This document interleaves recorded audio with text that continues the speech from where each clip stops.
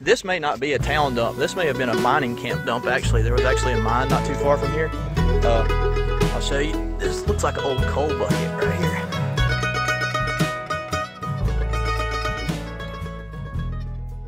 Okay guys, I just wanted to take a second to welcome all of the new subscribers and to invite all of those that are not subscribed to go ahead and do so. In this video, we're going to be exploring a graveyard and a bottle dump. Now, if you don't know why these two items are connected, I'm going to throw a link right up here in an iCard to my video on how to find a bottle dump. And it'll explain there why graveyards and bottle dumps are connected. Without further ado though, we'll go ahead and get right into this video. Alright, I'm in an old graveyard that dates back to 1881. And today I'm doing something a little different because I actually know that there's a bottle dump right here close to this graveyard. And we've dug some good bottles in there. But we don't know if it was a town dump or if it was actually a mining camp dump. And I'm just doing a little bit of research on the area. And I wanted to come date some of the gravestones and take a look around and see what the oldest gravestone in here is. I know that the dump is pre-1915 because we were finding straight side cokes in there. So I know that it's got the right age stuff that we want to find. But like I said, I just don't know the history of the area, and it would be nice to know exactly what kind of dump it is. It's full of relics. It has like old lanterns and stuff. That's why we're kind of thinking it might have been a mining camp dump, but we're not for sure.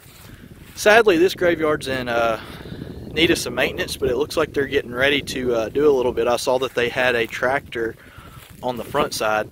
It's big, and you can see how overgrown it is on the back side.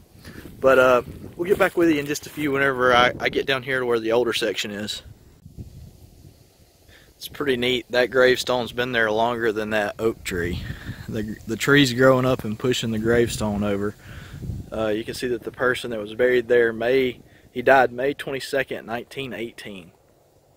Been there for a long time. I'm kind of fighting a cold today, so you can hear it in my voice a little bit. Plus, it doesn't help that it's about 32 degrees. You can still see the frost on the ground here. But I wanted to get out and do something.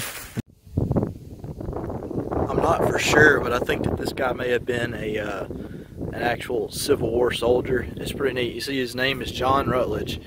It says he was born in England in 1839. He died in Birmingham April 6, 1904. If you look on the back side of the gravestone though, well, that's interesting. Somebody's actually been doing some math on his headstone.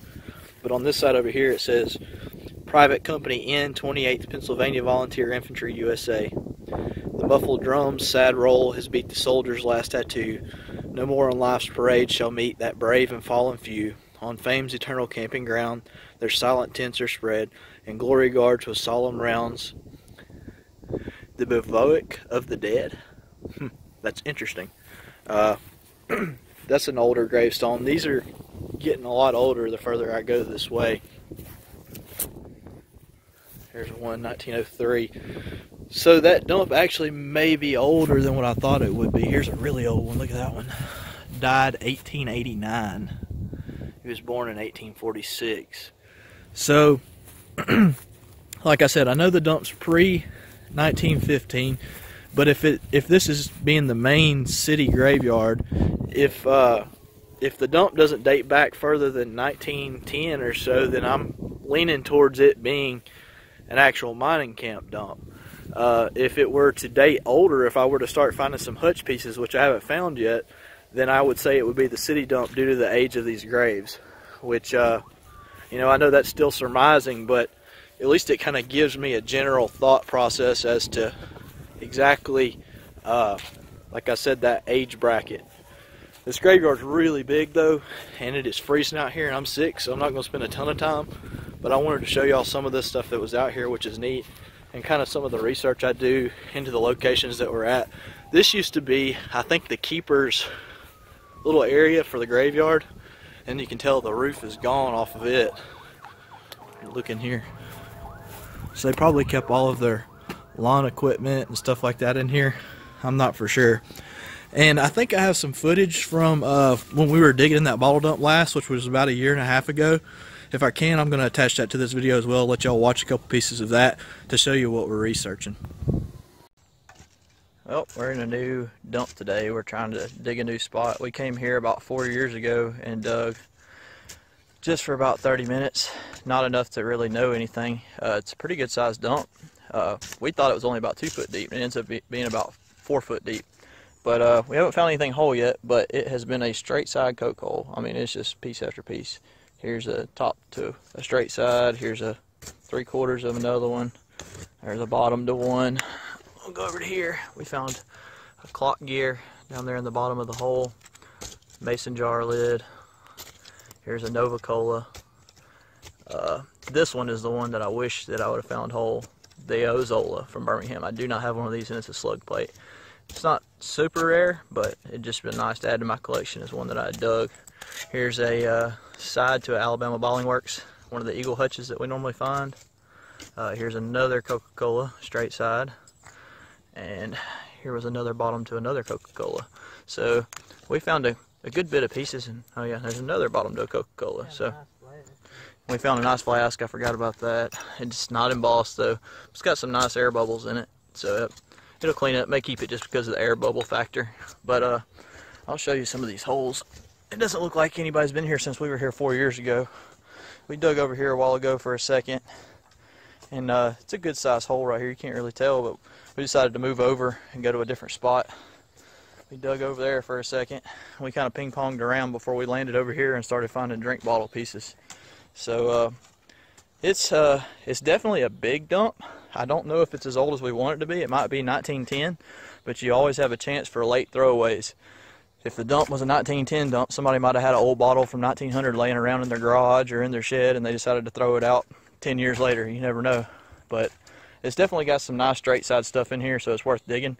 And this one, man, it took us an hour to get in here. Like I said, it had been 4 years since we've been here, and the road had grown up. What?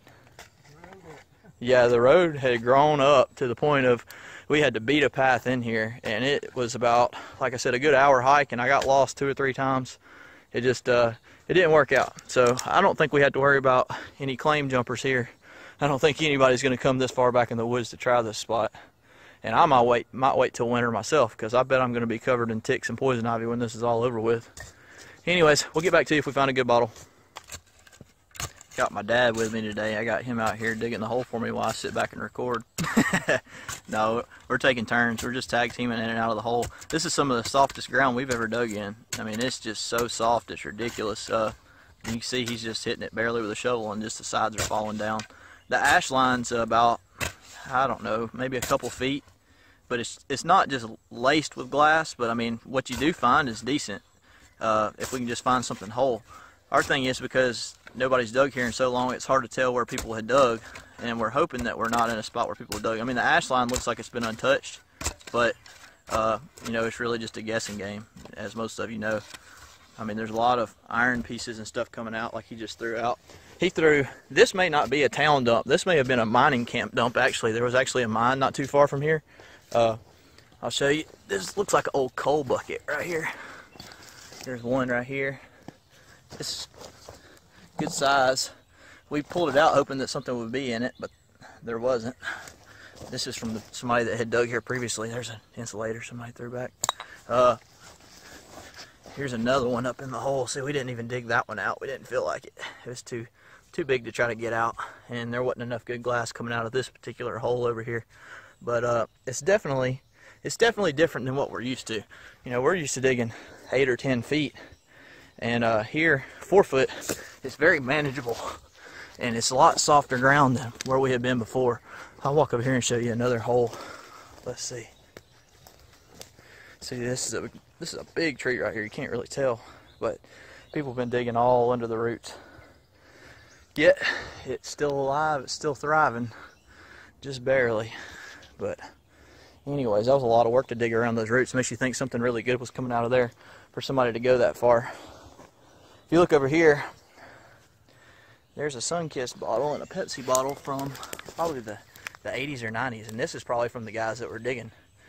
And this kind of goes back to that digger etiquette I talked about last week. Don't leave your trash behind. Yeah, it used to be a dump, but I mean, my gosh, people, clean up after yourself. Oh, there's a bottle. Let's see what this is. Somebody threw it back. That's a let's see, Buffalo Rock. Not super rare. So they must have kept all their good glass that came out of the hole. Here's an insulator from some kind of power line or something going to a house. But yeah, these woods are thick. I don't know if you can tell. I mean, we really had to beat a path in here. It was so difficult. And by the time we got here, we were already wore out. So, plus here in Alabama, today it's supposed to rain. The thunderstorms are going to be rolling in a few minutes. And that being said, we've only got about 30 more minutes to dig. But we did figure out how deep the dump was. We figured out where it was again. And we've kind of blazed a semi-trail in here. So, it wasn't a complete loss. Well, what do y'all think? I started doing research on this area again. The actual digging footage was from over a year and a half ago. The cemetery footage was from this week. That being said, the reason I'm doing research on this area again is I think that there's a large area that we've missed that has an older section of bottles in it. If I could find that area, it would be rich with a lot of good bottles. So when people start to say that an area is dug out, don't always just assume that it is. Sometimes you only have to move a couple 100 feet over to find a great area that people have missed.